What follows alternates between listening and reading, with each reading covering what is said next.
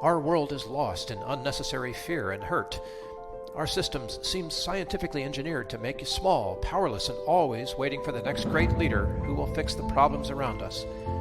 Worse, we're witnessing neighbor versus neighbor while warfare breaks out around our family tables. But you have access to a spirit, a strength that enlarges and empowers you. Even better, you don't need to wait for the next big movement. You can heal the world. It's time for governance by grace. Welcome to Gracearchy with Jim Babka. So we've got some heavy lifting to do here today, folks. And a lot of it is based on a couple of stories that were printed in the New York Times. They're, to be graceful, op-eds, although they purport to be news. So we're going to set that up for you with these two stories, make a couple of comments, and then we're going to go deep into grace for the majority of the show. I'll start it out here by referring to an article that came on May 3rd in our New York Times from a writer by David Lenhart. And this has to do with the debt ceiling. And David is setting this up for us by saying that the debt ceiling is what he calls a 90% story. So what does that mean? He talks about a 100% story, which is basically just reporting the facts. All the facts seem clear. Even the partisans agree. That's a 100% story. Things like the planet is warming, crime and inflation are high, suicide is up, that kind of stuff. That's a 100% story. And then he contrasts a 50% story. And a 50% story, basically all you need to know is that the facts are contested and there's often not enough evidence to support the various opinions in the debate. So that's a 50% story. The debt ceiling he calls a 90% story. And in this kind of a scenario, the facts themselves are disputed and no one can actually get conclusive evidence together for its side. They make claims that are not necessarily grounded rationally in truth, and neither side has a monopoly on the story itself. Now, as elaborate as this excuse might be for Mr. Lenhart here, he's going to make some observations about the debt ceiling that go to just, well, I'll say it, ridiculous levels. Jim, let's talk about this stuff. Yeah, let's start off by just adding a little bit more context to this 90% idea. In addition to everything you said, one side is way more right than the other. Like, even though they can't prove their point. Don't you know? He's the reporter and he knows which side is 90% right and which one is not. Okay. But we can't prove it. We can't say it's 100% like a fact, right? But one side definitely is more right. And in this particular case, surprise, surprise, he's siding with two things. Number one, that Biden's right and the Republicans are wrong, which doesn't surprise any of the partisans that are observing this. Seems normal. But the thing that's even more dramatically interesting is, and this is why we titled the show, The New York Times Loves the National Debt. The money must be spent, damn it. The money just absolutely must be spent. And we can't have any pause in the action. We got to keep spending the money. And that's the 90% side because, of course, as we described in the previous episode, that's how the regime media works. They are in bed with the major powers that run that are the establishment of the government. So is this why Janet Yellen is saying to all of us, Treasury, what is she? Federal Reserve Chairman. Janet Yellen. Oh, no, she's Treasury Secretary now. Treasury Secretary now. I lose track of all this stuff because I'm not watching their media all the time.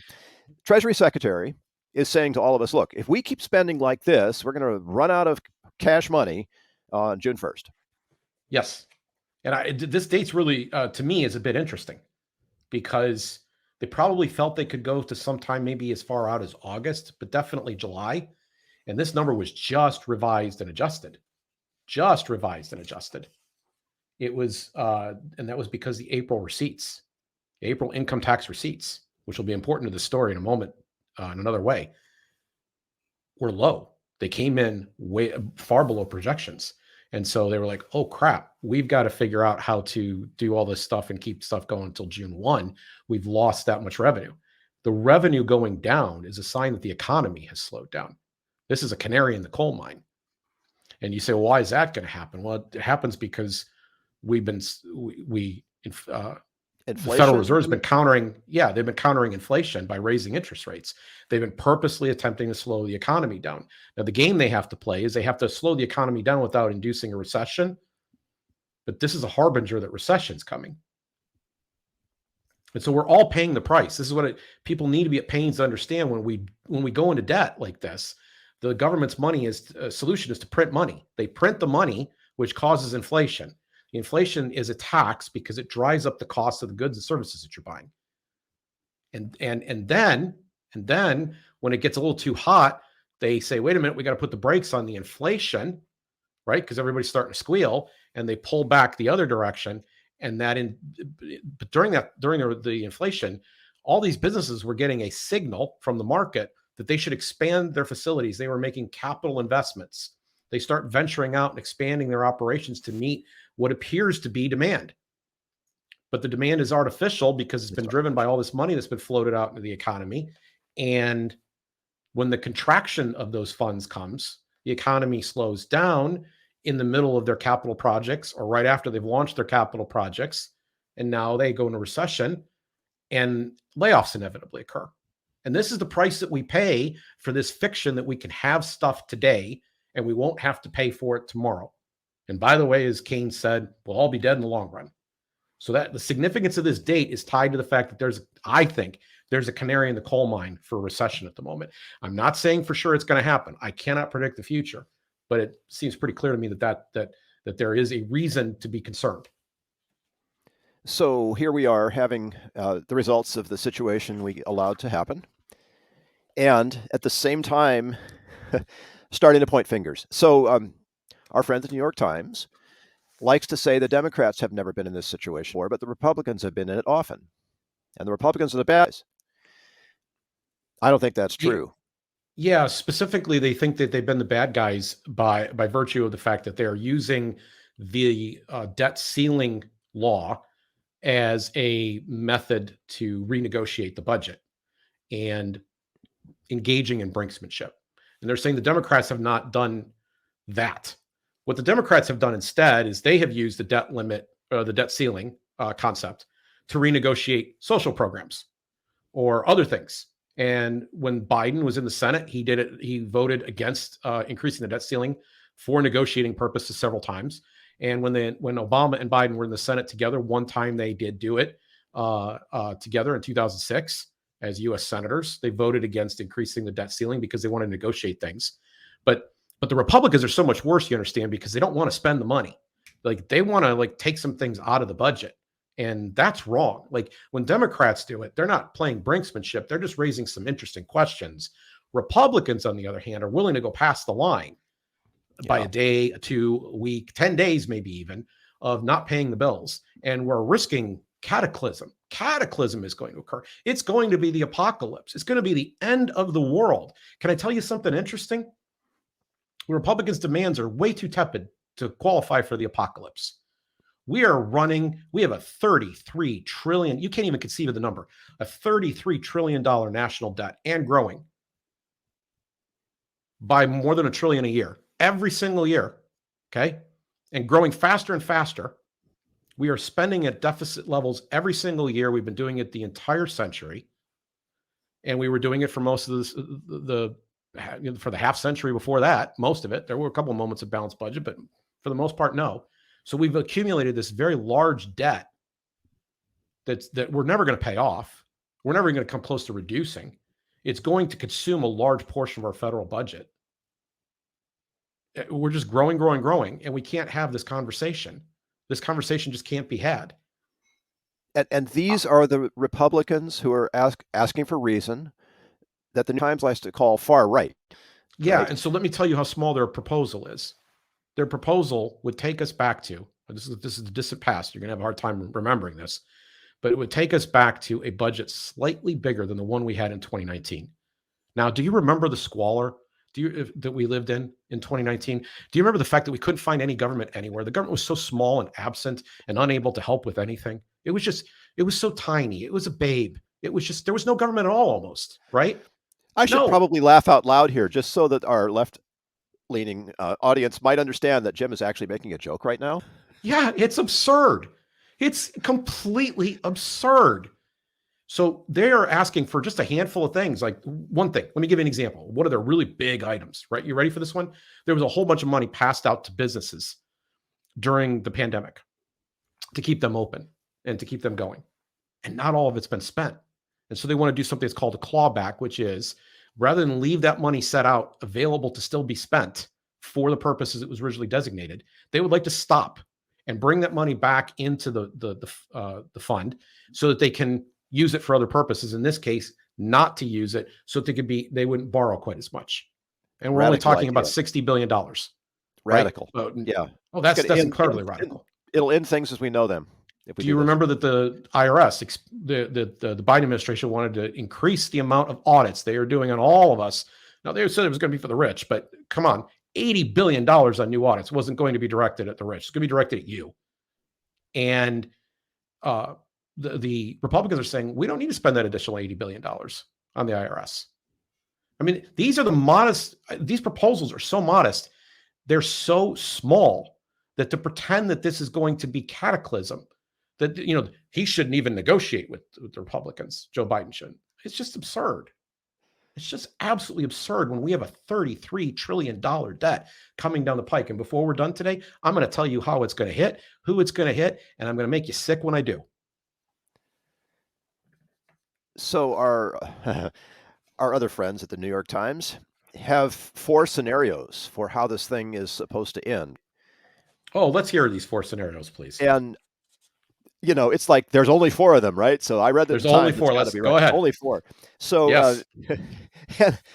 Okay, I'll try to keep a straight face here. One of them is just to increase the debt ceiling. Now, okay, why we have a debt limit at all is a whole different show, but we do, and there's like one other country in the whole world that has a debt ceiling, and they do a much better job with it than the United States. Anyway, so that's number 1, increase it. Number 2, negotiate an increase to it. That is, trade off some cuts with some increases, right? To like make it look like we've done something good. Number 3. I don't know why this is number 2. Yeah, I don't know. It shouldn't be number 2 because every single time we've been at this precipice before, this is exactly what's happened. That's what happens, right? Now, how many times has it not happened? 0. How many times has it happened? 100% of the time. Yep. Okay. So they always negotiate an increase. And I'm going to guarantee you that that's what's going to happen in this situation too. The only question is whether it will happen before the June 1 deadline, probably not, or after the June 1 deadline. And it won't be multiple weeks.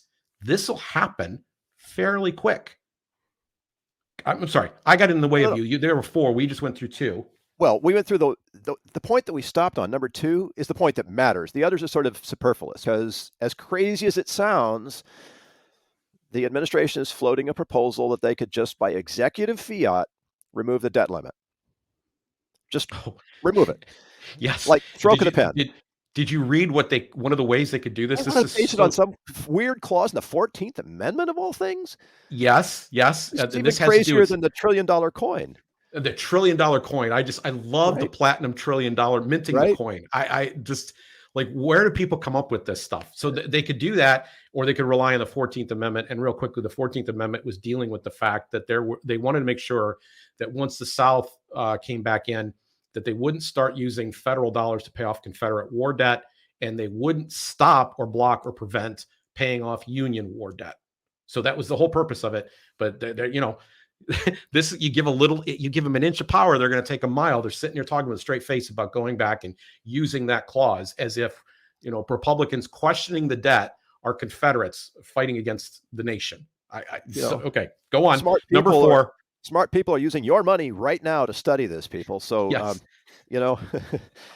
Think about that. And then, of course, the last one is government default. We throw up our hands, we stop paying our bills, and, just because the government stops paying its bills for a day or 2 does not mean that the government has defaulted.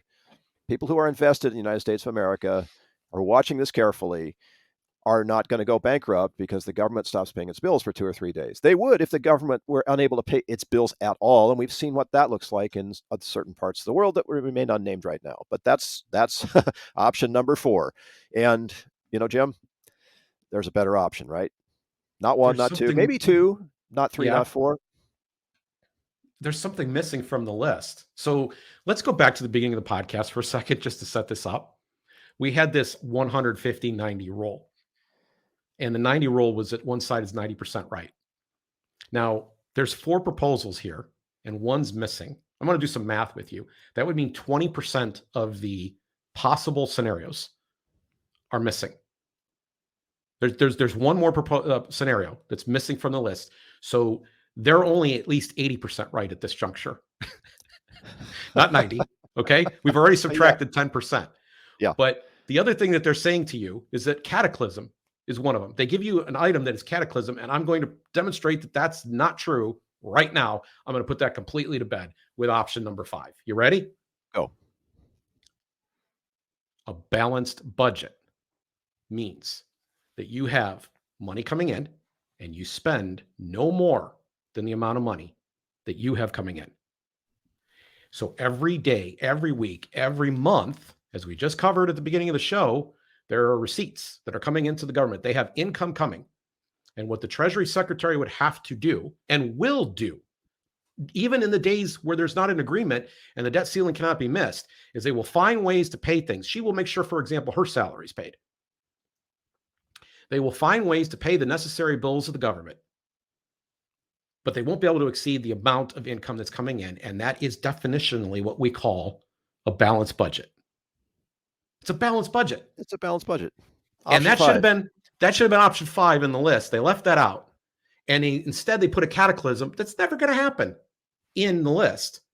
And so are we talking 80% journalism? Are we talking 70% journalism? Good grief. I think we found out who the 10% right are. So how do we get there?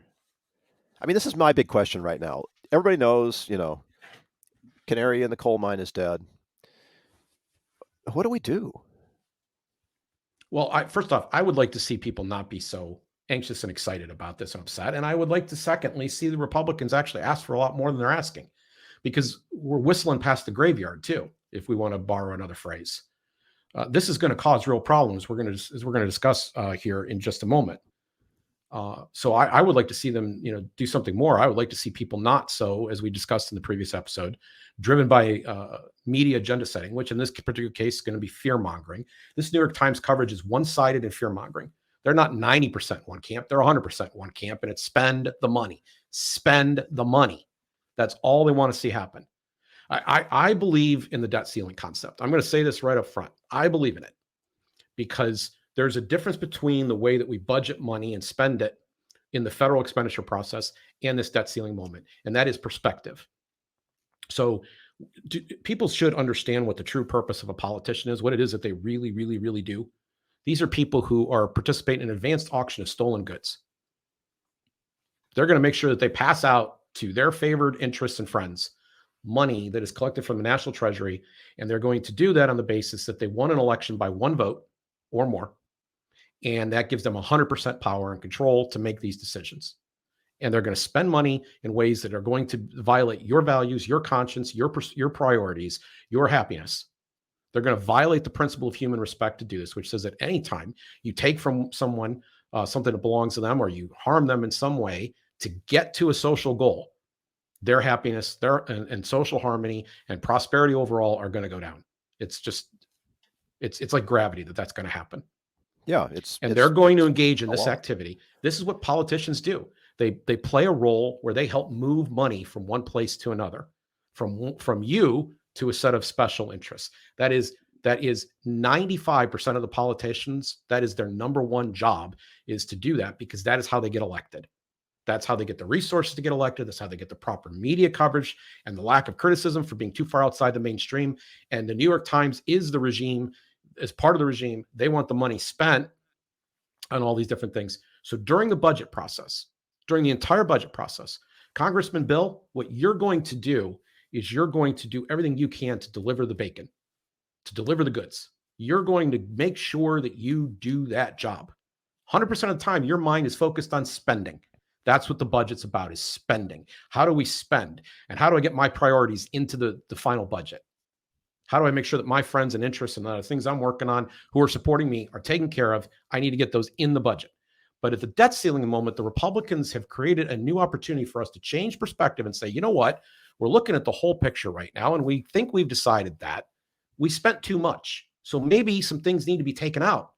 This is literally the opposite perspective of the thing that they're doing in the entire budget process. And to me, changing perspective, looking at things from new angles and new ways is a great thing.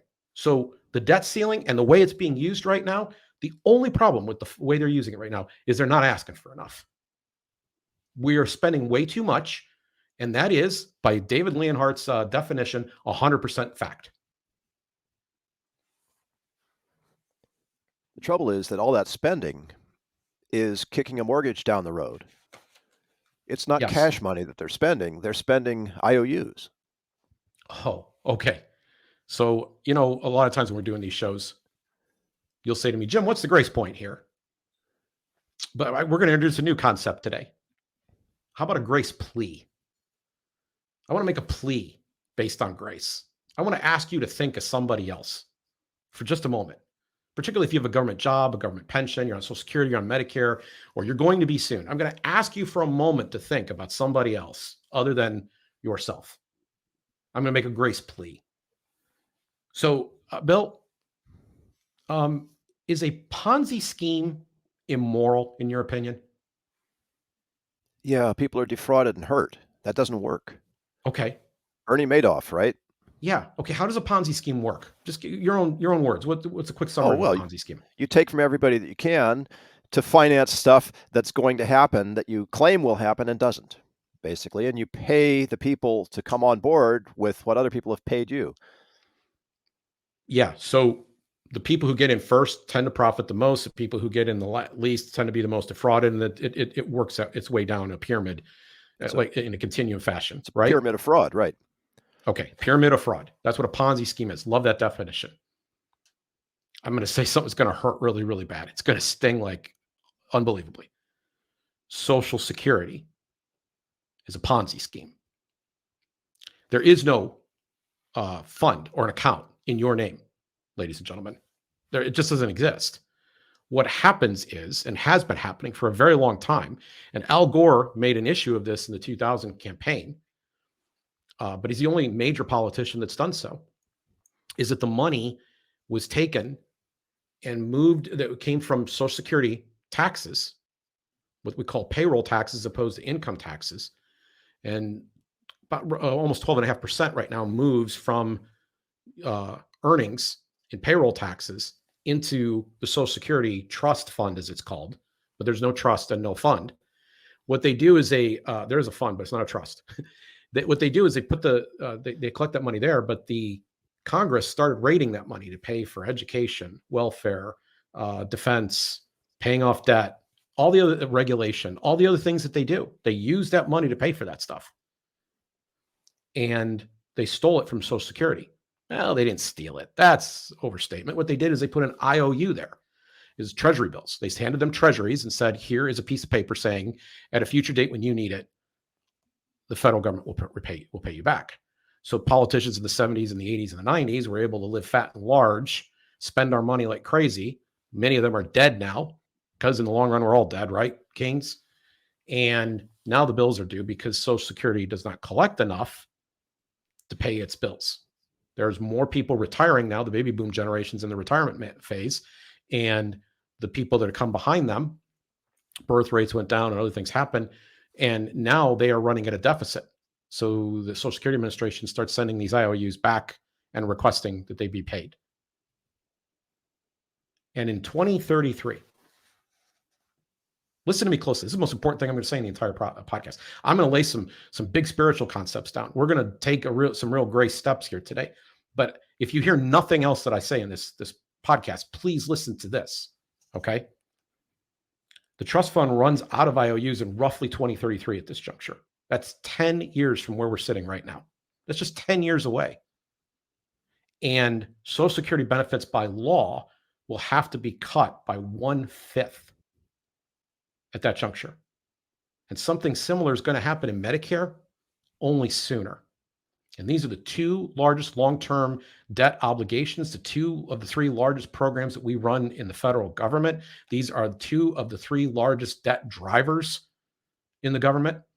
And every day that we wait to deal with this thing, we make the situation worse so that we could arrive at a point where they have to be cut by 1/5 by law in order to deal with this. Now, will Congress do something to abate this? Well, maybe, but the millennials who and the one and Generation Z coming up behind them are saying, are they going to pay much higher taxes to pay for our I'm 55 right now. I won't quite be on Social Security yet. Be very, very close. Are they going to pay for my diapers, my nursing home, my, or even just my ability to walk around in white shoes all day and play golf? Are they going to pay for that stuff? Like, are they going to say, no, we're not quite ready to foot the bill for that stuff. We have our own goals and things that we're under debt ourselves with our student loan debt. We had to pay way more to buy a house because, government helped make housing better. And consequently, we can't afford it. I mean, they're going to be in these positions where, I think it's an iffy proposition that there's going to be a complete bailout of Social Security. And it might be that we've inflated ourselves into who knows what stratosphere by that juncture. It's just, you start to see this start to come together. And this is the punchline. This is the part that hurts the most. There are people who are going to be 100% dependent on Social Security, and a 20% cut to them, that is real cataclysm. I want you to even personally imagine, even if you're doing decently well off, how much a 20% cut would hurt. For most Americans, losing 20% of their income would be fatal. They'd lose the house. But we're going to take people who are living, and this is probably what they're relying on, and we're going to cut them by 20% because we can't deal with the problem. Every successive year that this has been talked about, the problem has been getting worse and worse. And the year before, it would have been easier to solve. And the year before that, it would have been still easier to solve. We're way past the point where we can't solve this without causing any pain. Way past that point. But every day we wait, the pain is going to get more difficult, and the ability to solve it is going to get more difficult. Now, I'm going to just go out on a limb and say 2033, they probably will figure out a way to kick that can down the pike a couple more years. They probably will figure out how to paper some of this over. And it won't seem like it's bad. But I promise, if we sit at that moment, that hour, when they do it in 2033, and we start looking backwards in time to today, we will see that there's been a lot of little cuts that happened along the way. I just want you to think for a moment about the amount of inflation we just experienced as a result of all the money they pumped into the economy and the effect that that's had on all of us. Okay. The people that got hurt the worst were the people that had to go to buy groceries, and grocery was a significant portion of their income. The people that had to go pay their rent, where rent was a significant, really significant portion of their income. And they were already struggling to make ends meet when that happened. These policies hurt the poor the most. And we sit here whistling Dixie or debating things about, transgender issues, or pick something. I pick something on the right. Phony gun control rules. Like, there's all this stuff we spend our time, waste our energy talking about, and we're not focused on this thing that's going to affect everyone in my earshot. By the way, when the United States gets a little bit of a cough, the world gets the flu. So there's just no way, anybody that hears this show, there's no way that the story I'm affecting you won't affect you unless you are dead when the time comes. And it will affect people you care about, because some of them will still be alive. That's the reality of the situation. So is the New York Times just deflecting attention from the real problem? The New York Times wants the money now. So Keynesianism, which is they've given it different names as time's gone on. They keep updating the theory. Right? There's new monetary theory, and there's this and that. I don't know. I don't keep up with it anymore, but it's all Keynesianism. Keynesian economics says that you have a private sector that spends X amount, and then you have a public sector, which is code for government. Government spends so much, and that is your total economy. And that when the private sector cannot pay as much, the government needs to step in, maybe even deficit spend, to make up the difference so that we don't get hurt during those times of difficulty, like the one we just went through in COVID. Yeah, with COVID, right? Right. But the problem is that when the emergency ends, nobody goes back and says, now we got to mop up, pay the bills. So the largest bailout in the history of the country, was in 2007. Okay. But wait, we went through the pandemic And guess what? That became far and away, I mean, like crushed the previous record. We spent $700 billion on that bailout. This one was $2.1 trillion on the COVID bailout. And we're not done, because now we're seeing bank failures starting to occur. And the size of the bank failures in dollars, in real dollars, compared to what they were in 2007 and 8 and 9 and 10, take any one of those years, they don't come anywhere near, in terms of dollars, not number of banks, not amount of disruption in the system yet. We don't know what's going to happen on that front. That's still to be played out. But what's already the case, that the amount of dollars that have had to be put into this dwarfs any one of those years. So they just never, the devil has no brakes.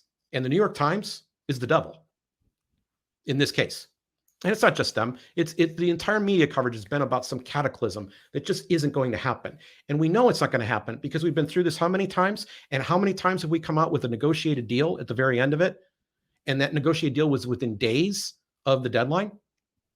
How many times? It's 100% of the time. It seems to me like we're talking about two different issues here, which is the debt ceiling and a balanced budget, and obligations that we've incurred that we have no way to pay. Have I got that right? Yes, but this is Gracearchy, and we like to veer off into the spiritual. I'm openly a follower of Jesus Christ.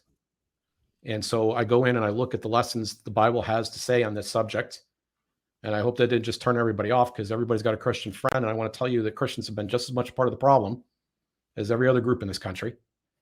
They still want to spend money on lots of things. And you bring any conservative on here and I can show you that that's true. We have a problem that we are serving mammon.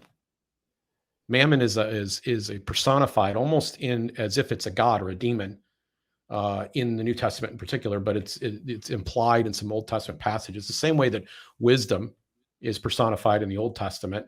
The word, I like the Septuagint, the Greek version that Jesus and the disciples quoted from frequently. Their word for wisdom was Sophia. So it was the spirit of wisdom was Sophia, right? I love that. I find that very charming. But mammon is held up as potentially a deity. Now, it's not agreed upon that maybe that was 100% what they were thinking back then.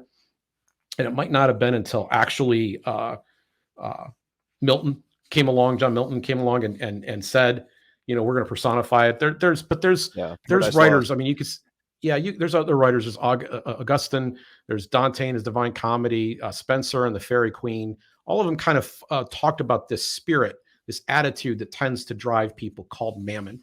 And mammon does appear in the scripture. In fact, the term is used explicitly in Matthew 6:24 as a Greek term for money, wealth, or riches, the extreme pursuit of it. In the idea in Christendom, and then maybe even biblically speaking, is kind of related to the city of Babylon. That appears in Revelation 18, which is just full of avarice and greed. And there's some scholarship that seems to indicate that it may have actually been a Syrian or Chaldean god, similar to the Greek god of wealth, Plutus.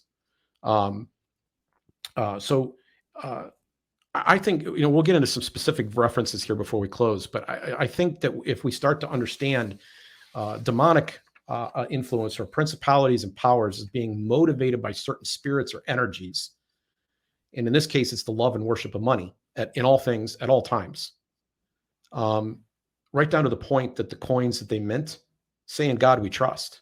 And I'm going to suggest to you the God that they trust is mammon. They trust in the money.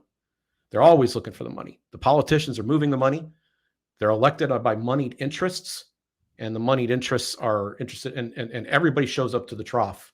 Everybody shows up to the trough voting for the interests that will give them the most money. Yeah, as you said, at the end of the day, that's the thing that trumps. That's the thing. Yeah. And then, so when somebody like Carville says it's the economy, stupid, what he's saying is it's the money, stupid. Right. And listen, this is where we have to live. We have to pay our bills, right? So it makes sense that people would put a high priority on whether or not they could acquire their funds. But when they're doing it by taking from others And almost the entire government's spending apparatus is a giant wealth redistribution scheme. You have certain priorities that you would follow that would make you happier, that would increase your prosperity. We can't let you do that because we have other priorities over here. My charity, my idea, my social cause is more important than yours.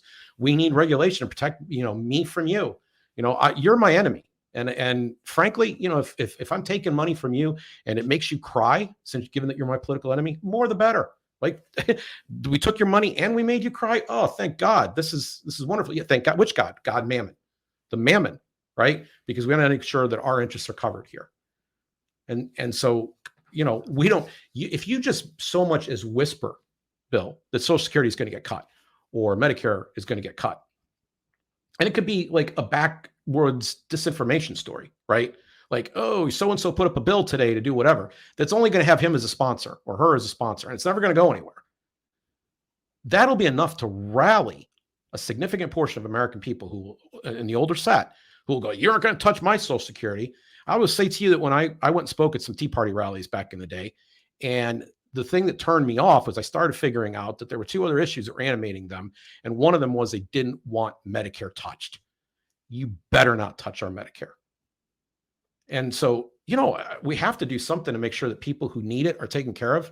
We can't just yank the rug on people who spent a whole lifetime kind of counting on that and maybe didn't plan accordingly well enough, or they had serious health issues that kept them held back, or they had really other difficult circumstances. And this is a significant portion of what they're going to do to survive. We don't want to crush these people. That's sick. That's wrong. But by the same token, does that mean we all have to ride to hell together? We all have to take the worst possible trip and fail to address this thing because today we serve mammon. We eat, we drink, we be merry, for tomorrow, as Lord Keynes would put it, we die. And when we die, why should we care? That's the spirit of mammon of which I speak. There's a whole conversation about responsibility in there that we could get into. And Yes, none of us are big enough to pull, like the levers of government by ourselves. So what's our personal level responsibility on this?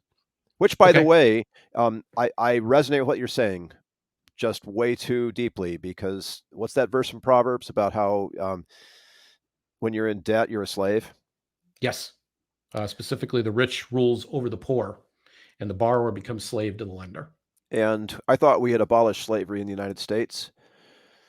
But here we are serving. So if somebody has overwhelming student loan debt for a degree that they can't monetize into something that enables them to not only pay that debt, but to make more than they would have if they hadn't gotten the degree in the first place. They can't do both things.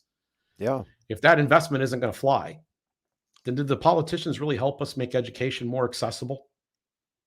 It shows up, the politicians keep showing up saying, I feel your pain. I feel your pain. And I'm going to lift the burden off your shoulders. Right now you got a daycare issue. I'm going to take care of that for you.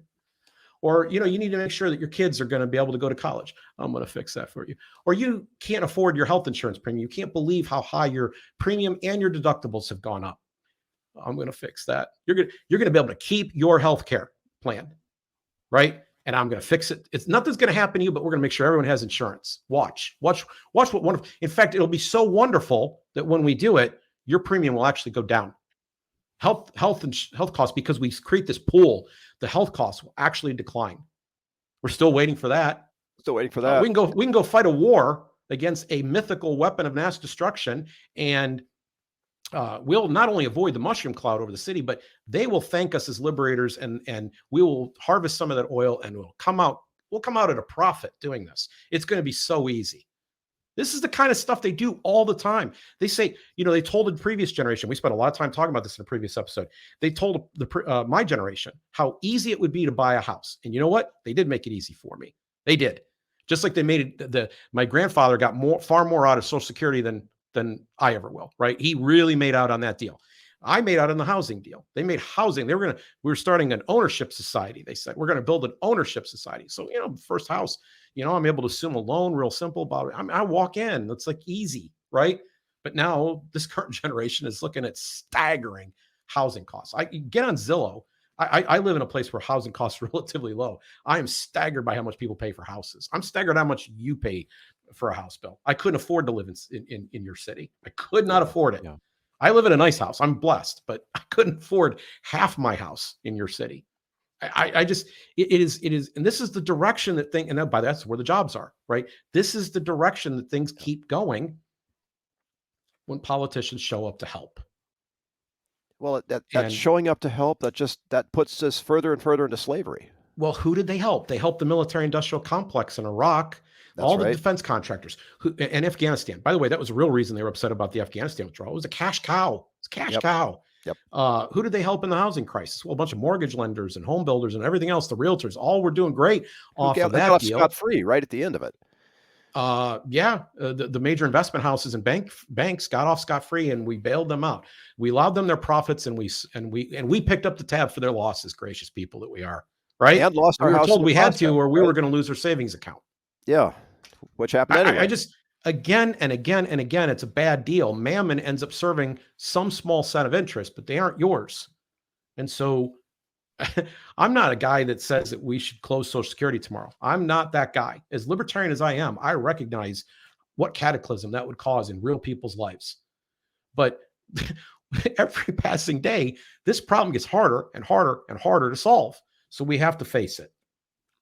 So let's do that. I think the problem is worship of mammon leads to absorption of debt. It leads to believing that debt is actually a virtue or a good thing. It leads to politicians selling us the notion that debt is going to make us happier. Yeah, I'm with you on this, but the fix, Jim. I mean, well, first, everyone has to come to recognize that debt is a curse. Debt is a curse. If you can't possibly, there is a such thing as capital debt that's very legitimate. Where you are investing in something that will balance out in the end. You will come out ahead as a result of having done it. But most debt that we as Americans take on, especially regular Americans, is consumer debt, and that's a bad deal. It's a bad deal. So the first thing I would tell you is I'm going to give you an acronym. You ready? It's good. You can memorize this and keep this with you and share it with your kids and your grandkids. Get out of debt. GOOD. Okay. From a biblical perspective, Romans 13:8 says, "Owe nothing to anyone except to love one another. For he who loves his neighbor has fulfilled the law." Your ability to love will go up when you are not burdened by debt. Your ability to do good will go up when you are not burdened by debt. Your ability to provide for your family and maybe even to assist others outside your family will go up when you are out of debt. The best investment you can make 99 times out of 100 is to get out of debt. So if you're saying, well, I've got some extra money, should I put it in the stock market? Get out of debt. You say, well, I've got some extra money, should I upgrade my housing? Get out of debt. You say, well, I think I should go buy a car. Get out of debt. In fact, don't take a new loan to buy that new car. Save up for that car. And I'm sitting here as someone saying this who's following his own cooking. I've done exactly what I said. My very first goal in buying my house was to pay it off. That was my very first goal in buying my house, was to pay it off. Get out of debt.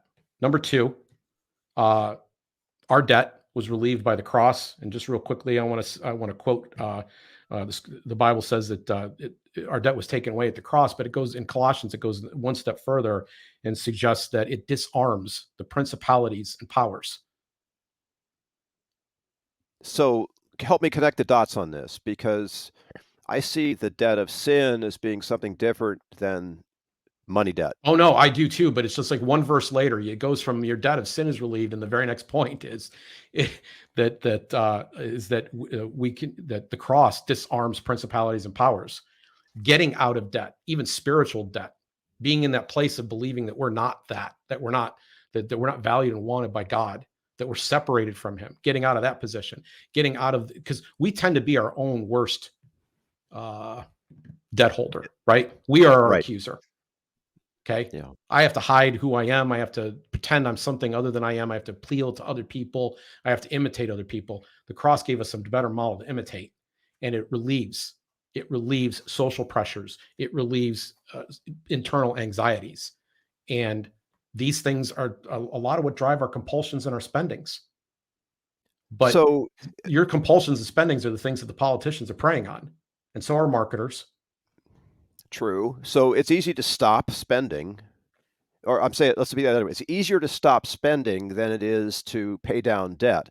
But your proposal is that instead of spending more, we use that whatever we would spend to pay down debt. Trouble is, many people are spending on consumer debt rather than on cash. I have a relationship in my life who has been very responsible with their money, but has roommates who are not. And he can tell me exactly what those people do with their money. I'm not being specific for a reason. He could tell me specifically why these other people, his roommates, are burdened by debt and overwhelmed, and he's not. And it doesn't have anything to do with their income levels because they're all the same. They're all virtually the same. So we start off making really bad choices thinking that if we got a little extra money, we have something to spend. You don't have extra to spend until you have extra to save. You don't have extra to save until you've paid off your debt. It really, it's just that simple. There's no investment you're going to make in yourself that's better than paying off your debt. Get free of that, and then life opens itself up to you. Number 3, debt is bondage. And I'm at pains to say in this episode that the state encourages it. The state encourages it. They create money out of debt. That is the mechanism by which. So someone goes in and borrows money, and that is, and I'm grossly oversimplifying. The economists will grit their teeth as I say this, but in general, the creation of money for mortgages, loans, all this stuff, that's how money is generated in this economy. It doesn't yet exist. It comes into existence by those activities. That's how our banking system works. The Federal Reserve is a debt-based system, but it doesn't just stop there. Student loans were sold as a way to significant wealth, and that hasn't worked out, and it's now gone in reverse. It was home mortgages. I mean, the areas that the government gets involved with the deepest are the ones that have the least progress. The areas that the government gets involved with and saying that they're going to make it easier for you end up becoming the most expensive things. And education and housing and healthcare are 3 biggies where progress has not been what it could have been, but costs have gone way, way up in their attempt to help us. And delivery of services has gone way down too, like in the healthcare industry. So your politicians are putting you in bondage. That's what they're doing. They're enslaving you. And they're enslaving us to an economic system that is going to have cataclysmic consequences for us, potentially. Definitely going to hurt us. But things could have been so much better than if they hadn't helped. Honest to God, could have been so much better. We could have had things. I'm not saying we would have, but we could have had flying cars by now. I don't know. Right? The Jetsons' future was not available to us because they kept regulating and taxing and spending all of the excess they could get their hands on. And they got that money not by telling you that they were going to regulate the heck out of you, tax you until it hurt, and spend into oblivion. They got that money by promising to feel your pain and help. Yes. How about this forgiveness of debt idea? Oh, and here's We've another talked about this with the student loan debt forgiveness, right? Yeah. So there was a concept called Jubilee, right? So Deuteronomy 15:1-2, at the end of every 7 years, you shall grant a remission of debt. And at 7 times 7, the 49th year, you actually turn back titles and land. And so this was supposed to be part of the system. It was never implemented, but the lesson in it is that forgiving of debt is considered a virtue. So if you're looking to help people, don't lend, give. And where you're capable of forgiving and you see someone struggling, forgive them. Let's get out of the debt. Now, I don't want people who will get into debt may get right back into debt somewhere else, and that may not be healthy. You might have to use some wisdom and discretion how you do this. But we should be looking to try to find ways to get people out of debt. There's no politician out there talking about how we can reduce debt in households and in people. They're not out there doing that. They are offering new programs that are going to increase either the government's debt and long-term your debt, or short-term increase your debt, such as student loans. And then everybody knows the Lord's Prayer. Oh my gosh, I was just thinking that. Forgive us our debts. Forgive us our debts as we forgive, right? Forgive us our debts. This is a plea to God to be out of the same bondage. So the way that you could exercise grace is to find some debt you can forgive. That's a good grace thing to do. And then the other thing I would say is that relieving debt is compared directly to forgiveness, which is a profoundly gracious act of healing and restoration. Yes, yes. In Matthew 18, Jesus tells a parable about a servant who owed his master a large sum of money, and the servant is forgiven. The master forgives the servant, and he goes away. Oh, thank you, sir. Thank you. Thank you. He gets outside and finds somebody who owes him a pittance of fund, nowhere near the amount of money that would have even helped him pay that debt. And he shakes him down and he yells at him and he slaps him around. And then he says, well, if you're not going to give me the money today, I'm going to throw you in debtor's prison. And then this news gets back to the master's ears, who had forgiven the large debt. And he gets angry and throws that person in debtor's prison himself. His forgiveness dries up. I think that if we are in a position where we're blessed, where our life has been decently good, and we have the opportunity to help. I'm a big fan of micro loans and micro shares, or grants or gifts to help people start enterprises that can make the lives of people better, not just here, but especially in the third world. Like if we have the opportunity to help people in difficult and challenging circumstances, overcome their circumstances, particularly if they're going to help others, this is such a powerful idea. But we can do something a lot harder. And this is something we talk about a lot here, which is extend grace, which implies that the people who get the benefit of the blessing we provide, that they don't really deserve it. They didn't earn it. They didn't earn that. Oh, that's a dead end right there. Yep. Well, let me just add one more thing before we go. And that is, I want everyone listening, to figure out how they can escape their dependence on the system or minimize or reduce it. Figure out how you can structure your life so you don't need state dollars. You don't need state favors. You don't need state grants. You don't need state assistance. Now, it might be very, very difficult. The system might be constructed in such a way that you have to get on it. Like Medicare, you're required to get on it. There's educational programs where that's the path to being able to participate in the system. You just have to play by those rules. But to the degree that you can free yourself, to the degree that you can get out of those structures, you will then be empowered to do something very pro-social, which is to help others. But you first have to learn how to take care of yourself. That's step one. And that always involves good. Get out of debt. And if each of us modeled this and lived by this, Bill, the money that the government spends every day, every week, it isn't coming ultimately from the Russians. It's not coming from the Martians, as Harry Brown would have said. It's coming from you, and it's coming from me, and it's coming from everyone who's watching right now. So we have the wherewithal. We have the resources to care for our neighbor. And we can do that. We can be far more effective at doing that if we will repudiate debt and then follow it up by repudiating schemes where politicians burden future generations.